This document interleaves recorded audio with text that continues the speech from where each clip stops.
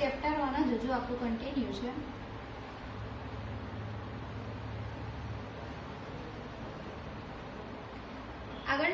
આગળના લેક્ચરમાં આપણે જોયું હતું કે અલગ અલગ પ્રજાઓ કેવી રીતે આવી. સૌથી પહેલા પોર્ટુગીઝો આવ્યા, પછી ડચ લોકો આવ્યા, પછી અંગ્રેજો આવ્યા, અંગ્રેજો પછી ફ્રેન્ચો આવ્યા, જોયું હતું આપણે, બરાબર. પરંતુ એ વખતે તમને કીધેલું કે ફ્રેન્ચો અને ડચ જેવી જે પ્રજા છે અંગ્રેજોની હરીફાઈમાં ટકી શકી નહીં, તેથી એમની સત્તાનો અંત આવે છે ખૂબ ઝડપથી, ખૂબ ટૂંકા સમયગાળામાં. એ સિવાય પણ આપણે જોયું હતું કે સૌથી પહેલા અંગ્રેજ હોકિન્સ આવ્યા હતા. તેમણે જહાંગીર પાસેથી વેપાર કરવાનો પરવાનો મેળવ્યો, પણ એમને મળ્યો નહીં. એ પછી સર ટોમસ રો આવ્યા, તેમણે જહાંગીર પાસેથી વેપાર કરવાનો પરવાનો મેળવી લીધો. એ સિવાય આગળના લેક્ચરમાં તમને કીધું હતું કે ઈસ્ટ ઇન્ડિયા કંપનીની સ્થાપના થઈ, ફ્રેન્ચોની ફ્રેન્ચ ઈસ્ટ ઇન્ડિયા કંપનીની સ્થાપના થઈ. બે કંપનીઓ વેપારમાં પોતાની હરીફાઈ ચલાવતી રહી.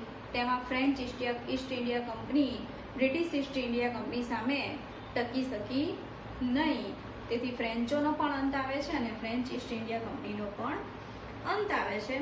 ત્યાં સુધી આપણે જોયું હતું. હવે આપણે જોઈશું બંગાળમાં અંગ્રેજોનો વેપાર. કઈ રીતે અંગ્રેજો બંગાળમાં પોતાનો વેપાર કરતા હતા.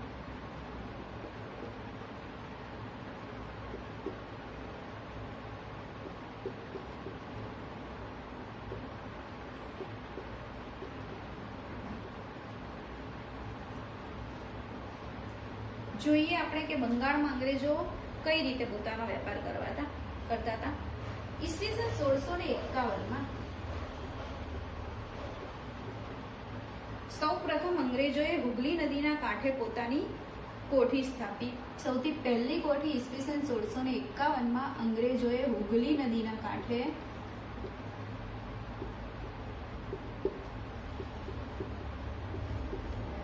પોતાની સૌથી પહેલી કોઠી સ્થાપી.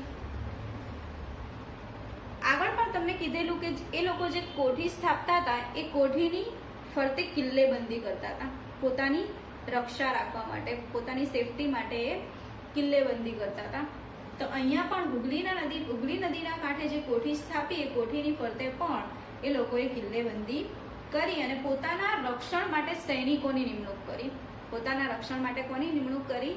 સૈનિકોની નિમણૂક કરી. પોર્ટુગીઝોમાં આગળ તમને કીધું હતું કે અલ્બુકર્ક નામનો સૈનિક જે છે એની એમણે નિમણૂક કરી હતી. એવી રીતે અહીંયા પણ અંગ્રેજો પણ કોઠીઓ સ્થાપતા, કિલ્લેબંધી કરતા અને એની રક્ષા માટે સૈનિકની નિમણૂક કરતા હતા.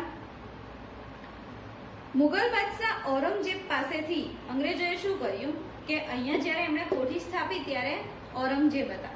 7મા ધોરણમાં આપણે શીખી ગયા છે કે મુગલોમાં સ્ટેપ બાય સ્ટેપ કયા રાજાઓ આવે છે અને શું છે ઇતિહાસ આપણે બધો જ શીખી લીધો છે 7મા ધોરણમાં. એટલે અહીંયા આપણે જોઈશું કે 1651માં કયા રાજા હતા? ઔરંગઝેબ હતા. ઔરંગઝેબના સમયમાં અંગ્રેજોએ કરવેરા આપ્યા વગર વેપાર કરવાની પરવાનો એમણે ઔરંગઝેબ પાસેથી મેળવી લીધો. કેવી રીતે? આગળ તમને શીખવેલું જ છે કે કરવેરા કેવી રીતે ઉઘરાવે છે, શા માટે ઉઘરાવે છે, એ બધું 7મા ધોરણમાં તમે શીખી ગયા છો. તો અહીંયા પણ વેપાર કરવાની પરવાનો મેળવ્યો, વેપાર કરવાની શરૂઆત કરી, કોઠીઓ સ્થાપી. પરંતુ સાથે સાથે ઔરંગઝેબ પાસેથી અંગ્રેજોએ કરવેરા આપ્યા વગર વેપાર કરવાનો પરવાનો મેળવી લીધો અને પોતાનો વેપાર શરૂ કરી દીધો. હવે કંપની વધુ ને વધુ ધીમે ધીમે વધારે નફો કમાવા લાગી, કારણ કે કરવેરા તો આપવાના નહોતા એટલે ખર્ચ તો થશે નહીં. વધારે ને વધારે તે કમાવા લાગી. બંગાળમાં કરમુક્ત વેપાર કરવાના ફરમાનથી ફક્ત કંપનીને જ કરમુક્ત વેપારની છૂટ આપી હતી. ઔરંગઝેબે શું કર્યું હતું કે બંગાળમાં કરમુક્ત વેપાર કરવાની છૂટ માત્ર કંપનીને આપી હતી. જે ઈસ્ટ ઇન્ડિયા કંપની હતી એને આપી હતી. હવે થયું શું? કંપનીમાં તો વેપાર થતો જ તો, એ કરવેરા તો આપતા જ નહોતા. સાથે સાથે કંપનીના જે વેપારીઓ હતા એ વેપારીઓ પોતાનો વ્યક્તિગત વેપાર પણ કરતા હતા. પોતે કંપની તો આપતી જ નથી કરવેરા, સમજી લેજો. કંપની કરવેરા આપતી નથી. કંપનીના જે વેપારીઓ છે એ વેપારીઓ પોતાનો વેપાર કરે છે. કેવી રીતે? કંપનીની બહાર વ્યક્તિગત રીતે પોતાનો વેપાર કરે છે. તો વ્યક્તિગત રીતે પોતાનો વેપાર કરવા છતાં તે કર આપતા નથી. હવે તમને ખબર છે કે કોઈ પણ રાજ્ય હોય કે કોઈ પણ પ્રદેશ હોય તો એની જે તે આવક છે એ આવક શું હોય? કરવેરા હોય. હવે બંગાળમાં શું થયું? બંગાળમાં એક આવક ઘટી ગઈ, કારણ કે કંપની વધારે ને વધારે વેપાર કરવા લાગી, કરવેરા આપ્યા નહીં. એની સાથે સાથે એના જે વેપારીઓ હતા એ પણ શું કરવા લાગ્યા? વેપાર કરવા લાગ્યા, પરંતુ કરવેરા આપતા નહીં. જેથી બંગાળમાં કરવેરાની આવક શું થયું? બિલકુલ ઘટી ગઈ. જેથી બંગાળનો એક નવાબ હતા મુર્શિદ અલી ખાન, એમણે તેનો વિરોધ કર્યો કે આવી રીતે રાજ્ય ચલાવી શકાશે નહીં. એટલા માટે એમણે તેનો વિરોધ કર્યો અને એ વિરોધ દિવસે દિવસે વધતો જાય છે અને અંતે એ વિરોધના પરિણામમાં 1757માં પ્લાસીનું યુદ્ધ થાય છે. એ જોઈએ આપણે.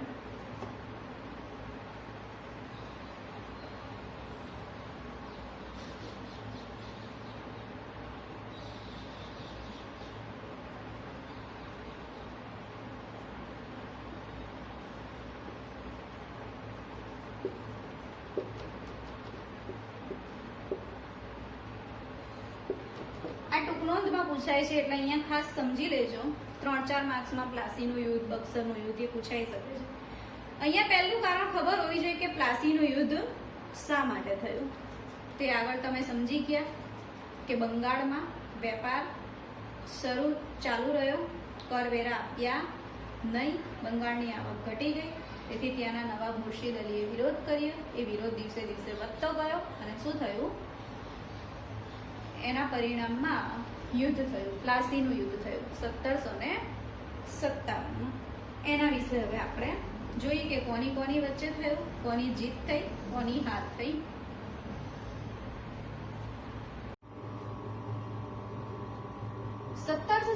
માં જે પ્લાસીનું યુદ્ધ થયું એના પહેલા એટલે 1756માં સિરાજુદ્દૌલા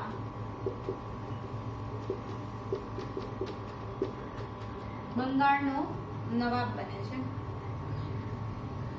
પ્લાસીનું યુદ્ધ શા માટે થયું, કોની કોની વચ્ચે થયું, એનું પરિણામ શું આવ્યું એ ખાસ સમજી લેજો.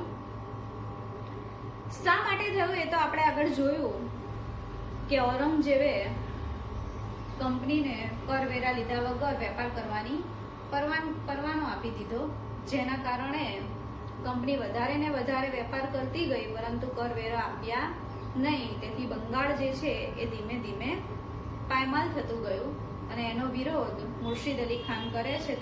ત્યારે જે નવાબ હોય છે નવાબ એનો વિરોધ કરે છે અને એનો વિરોધ ધીમે ધીમે વધતો જાય છે. એના કારણે પ્લાસીનું યુદ્ધ ફાટી નીકળે છે. કારણ તમને ખબર પડી ગઈ કે પ્લાસીનું યુદ્ધ શા માટે થયું. હવે કોની કોની વચ્ચે થયું. પ્લાસીનું યુદ્ધ સિરાજુદ્દૌલા અને અંગ્રેજો વચ્ચે થાય છે, જેમાં અંગ્રેજોની જીત થાય છે અને સિરાજુદ્દૌલાની હાર થાય છે. કયા કારણસર આવું થાય છે એ આપણે જોઈએ. 1756માં સિરાજુદ્દૌલા બંગાળનો નવાબ બને છે. સિરાજુદ્દૌલાની અંગ્રેજો ઉપર ધાક હોય છે, એટલે અંગ્રેજોને સિરાજુદ્દૌલા પસંદ નથી. કારણ કે અંગ્રેજોને જે મનમાની કરવી છે એ મનમાની સિરાજુદ્દૌલાના સમયમાં થતી નથી. તેથી અંગ્રેજોની ઈચ્છા એવી હોય છે કે સિરાજુદ્દૌલા બંગાળનો નવાબ રહે નહીં. માટે અંગ્રેજો ઘણી બધી કૂટનીતિઓ કરે છે સિરાજુદ્દૌલાને હટાવવા માટે. સિરાજુદ્દૌલાના જે દુશ્મનો હોય છે એ દુશ્મનો સાથે મળીને પણ ઘણી બધી કૂટનીતિઓ અંગ્રેજો કરે છે. આ વાતની ખબર જ્યારે સિરાજુદ્દૌલાને પડે છે ત્યારે સિરાજુદ્દૌલા કંપનીને હુકમ કરે છે કે કંપની રાજ્યની બાબતમાં દખલ કરવાનું બંધ કરી દે. અંગ્રેજો તેની જે કોઠીઓ છે અને એ કોઠીની ફરતે તેઓ જે કિલ્લેબંધી કરે છે એ કિલ્લેબંધી કરવાનું પણ બંધ કરે અને જે કાયદેસરનો વેરો થાય અથવા તો જે કાયદેસરનો કર થાય એ કાયદેસરનો કર ભરે, શરતોનું પાલન કરે અને પછી પોતાનો વેપાર ચલાવે. એવો હુકમ સિરાજુદ્દૌલા કંપનીને કરે છે. તેથી કંપનીને આ પસંદ પડતું નથી, કારણ કે હવે તેમને પોતાની મનમાની એ કરી શકતા નથી. એટલે સિરાજુદ્દૌલા ને હટાવવા માટે તેઓ ઘણા બધા પ્રયત્ન કરે છે. હવે આ હુકમ સિરાજુદ્દૌલા બહાર પાડે છે ત્યારે અંગ્રેજોને પસંદ નથી, તેથી તેઓ આ હુકમ માનવા માટે તૈયાર નથી.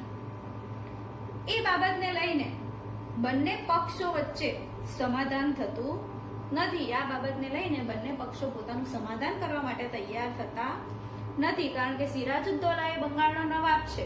એણે જે હુકમ કર્યો એ હુકમ અંગ્રેજોએ માનવો નથી અને આ બાબતનું સમાધાન પણ થતું નથી. તેથી સિરાજુદ્દૌલા 30,000 સૈનિકો સાથે અંગ્રેજોની કોઠી પર હુમલો કરે છે. અંગ્રેજો માનવા તૈયાર નથી એટલે સિરાજુદ્દૌલા શું કરે છે? 30,000 સૈનિકો સાથે અંગ્રેજોની કોઠી પર હુમલો કરે છે. હુમલો કર્યા બાદ અંગ્રેજોની જે ફોજ હોય છે એ ફોજને પણ તેઓ બંદીવાન બનાવે છે. તેના જેટલા પણ વહાણો છે અંગ્રેજોના, એ બધા જ વહાણો સિરાજુદ્દૌલા અને એના સૈનિકો ઘેરી લે છે ચારેય બાજુથી. અંગ્રેજ સેનાને રોબર્ટ ક્લાઇવ, આ ઘટના પછી શું થાય છે? આ ઘટના પછી જે અંગ્રેજ સેના છે એમાં એક મુખ્ય વડો હોય છે, રોબર્ટ ક્લાઇવ. એ રોબર્ટ ક્લાઇવને આગેવાની હેઠળ અંગ્રેજો વળતો હુમલો કરે છે. શું કરે છે? સિરાજુદ્દૌલાએ જે કર્યું કે એના સૈનિકોને બંદીવાન બનાવ્યા, વહાણો ઘેરી લીધા, એના બદલામાં એની વળતો હુમલો અંગ્રેજો કરે છે. કઈ રીતે? રોબર્ટ ક્લાઇવની આગેવાની હેઠળ. સિરાજુદ્દૌલાનો એક મુખ્ય સૈનિક હોય છે, એનો સેનાપતિ હોય છે મીર જાફર.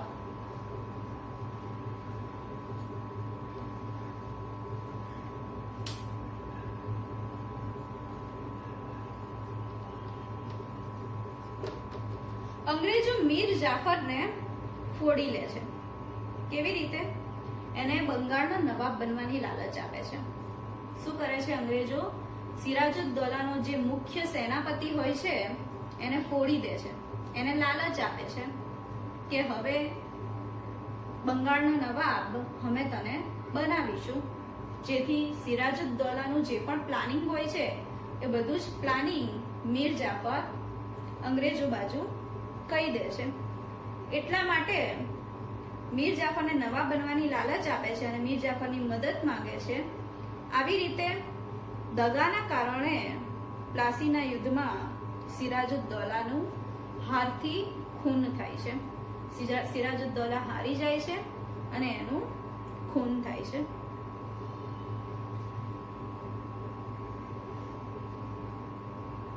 આપણે જોઈએ ઇતિહાસમાં કે અહીંયાથી અંગ્રેજોની પગ પેસારો શરૂ થાય છે. અહીંયાથી અંગ્રેજોની સત્તાની શરૂઆત થાય છે. કારણ કે આ સૌથી પહેલી ઘટના છે. પ્લાસીનું યુદ્ધ છે એ સૌથી પહેલી ઘટના છે કે અંગ્રેજો ભારત સામે યુદ્ધ કરે છે. એટલે ઇતિહાસમાં આ મહત્વપૂર્ણ ઘટના થાય છે અને આ જ ઘટનાથી ભારતનો ઇતિહાસ બદલાય છે. હવે વિચારો કે મીર જાફર ફૂટી ન ગયો હોત તો શું થાત? મીર જાફર ફૂટી ન ગયો હોત તો અંગ્રેજો યુદ્ધ જીતી શકતા નહીં. અને જો એ યુદ્ધ ન જીતી શકતા તો એ ભારત ઉપર પોતાની સત્તાનો જે પગ પેસારો છે એ કરી શકતા નહીં. માત્ર અને માત્ર તેઓ વેપાર જ કરી શકતા, બાકી અહીંયા એ પોતાની સત્તા જમાવી શકતા નહીં. હવે આપણે જોયું કે મીર જાફરને શું કર્યું? લાલચ આપી. કેવી લાલચ આપી? કે એને બંગાળનો નવાબ બનાવશે. તો જોઈએ આપણે કે બનાવે છે કે નથી બનાવતા. પ્લાસીના યુદ્ધ પછી થાય છે બક્સરનું યુદ્ધ. ક્યારે થાય છે? 1764 પ્લાસીના યુદ્ધ પછી કયું યુદ્ધ થાય છે? બક્સરનું યુદ્ધ. શું કર્યું? પ્લાસીના યુદ્ધ પછી મીર જાફરને બંગાળનો નવાબ બનાવવાની કંપનીએ જે લાલચ આપી હતી એ પ્રમાણે મીર જાફરને બંગાળનો નવાબ બનાવ્યો અને પોતાની ઈચ્છા કંપનીએ સંતોષી લીધી. આગળ મીર જાફરને કીધેલું હતું એટલે એને નવાબ બનાવવો જ પડે. એટલા માટે મીર જાફરને બંગાળનો નવાબ બનાવ્યો. કંપનીએ પોતાની ઈચ્છા સંતોષી લીધી. હવે અહીંયા મીર જાફરને બંગાળનો નવાબ બનાવ્યા પછી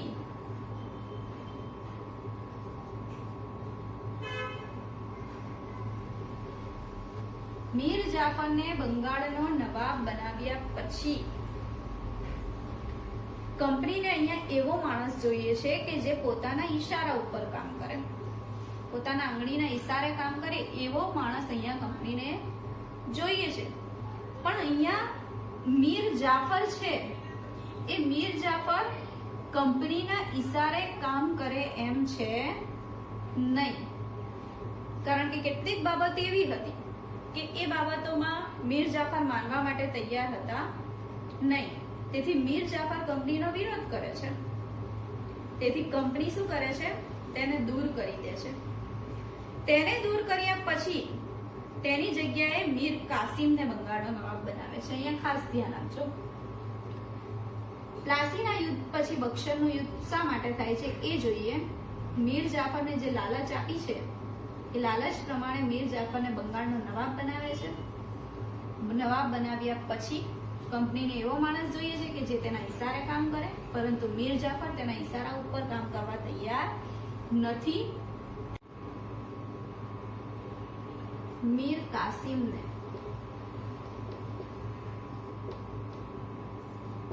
કાસિમને બંગાળનો નવાબ બનાવે છે. નવાબ બન્યા પછી મીર કાસિમ પણ સીધો ચાલતો નથી. એ પણ કંપનીને હેરાન પરેશાન કરી મૂકે છે. તેથી અહીંયા પણ કંપનીને ફાવતું નથી. તેથી શું કરે છે? એવું જ્યારે એમને લાગે છે કે હવે મીર કાસિમ પણ કંપનીને હેરાન કરે છે ત્યારે ઈસવીસન 1764માં બક્સરની લડાઈ કરે છે. મીર કાસિમ કંપનીને હેરાન કરે છે એવું એમને જ્યારે લાગે છે ત્યારે તેઓ 1764માં બક્સરની લડાઈ કરે છે અને અહીંયા મીર કાસિમને હરાવી અને ફરીવાર મીર જાફરને બંગાળનો નવાબ બનાવે છે. કારણ કે અહીંયા એમને એવું લાગે છે કે મીર કાસિમ કરતા મીર જાફર સારો હતો. મીર કાસિમને હટાવે છે અને મીર કાસિમને હટાવ્યા પછી તેઓ લડાઈમાં મીર કાસિમને હાર આપે છે અને મીર કાસિમને હાર આપ્યા પછી મીર જાફરને બંગાળનો નવાબ બનાવે છે. પરંતુ 1765માં મીર જાફરનું મૃત્યુ થઈ જાય છે. ક્યારે? 1765માં મીર જાફરનું મૃત્યુ થઈ જાય છે, જેના કારણે એના પછી ક્લાઈવ ખુદ બંગાળનો નવાબ બની જાય છે. રોબર્ટ ક્લાઈવ, આગળ આપણે જોયું તે રોબર્ટ ક્લાઈવ ખુદ બંગાળનો નવાબ બની જાય છે. આવી રીતે બંગાળથી શરૂ કરીને અંગ્રેજ શાસન ધીમે ધીમે આખા ભારત દેશને પોતાની ગુલામીની જંજીરમાં જકડી લે છે અને આખા ભારત ઉપર તે પોતાનો કબજો જમાવી લે છે. અને સૌથી પહેલા એક કંપનીના રૂપમાં એ આવે છે. જોયું આપણે કે ઈસ્ટ ઇન્ડિયા કંપની સૌથી પહેલા એક કંપનીના રૂપમાં આવે છે અને ધીમે વેપાર કરવાના બહાને પગ પેસારો કરી અને એક શક્તિશાળી સત્તા બની જાય છે. છેલ્લે શું થાય છે? એક શક્તિશાળી સત્તા બની જાય છે. અહીંયા આપણું ચેપ્ટર પૂરું થાય છે.